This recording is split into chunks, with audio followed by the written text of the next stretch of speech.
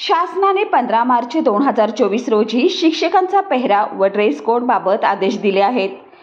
या आदेशाला विरोध करण्यासाठी म्हणून 28 मार्च रोजी सर्व शिक्षकांनी शाळेत जीन्स घालून यावे असं आवाहन सर्व मनपा प्राथमिक शिक्षक संघटना कृती समितीने केलं आहे।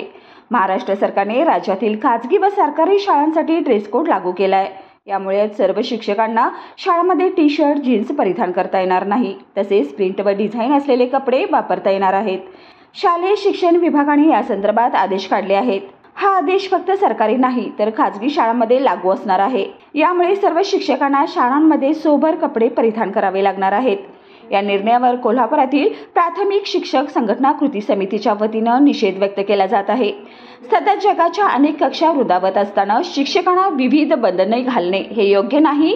शिक्षक शाळेत जाताना योग्य समाजमान्य पेहराव करूनच शाळेत जातात। असं असताना ड्रेस कोडच्या नावाखाली शिक्षकांचा पेहरावाबाबत बंधने घालणे हे काळाला धरून नाही। यापूर्वी शासनाने शिक्षकांचा फोटो वर्गात लावण्याचा निर्णय घेतला होता, त्यालाही सर्व शिक्षक संघटनांनी तीव्र विरोध केला होता व तो निर्णय हाणून पाडला होता। तरी येत्या गुरुवारी 28 तारखेला शहर व जिल्ह्यातील शिक्षकांनी शाळेत जीन्स घालून यावे असं आवाहन सर्व प्राथमिक शिक्षक संघटना कृती समितीच्या वतीनं भरत रसाळे, सुधाकर सावंत, राजेंद्र कोरे, संतोष आहिरे, विलास पिंगळे, दिलीप माने यांनी केलं आहे।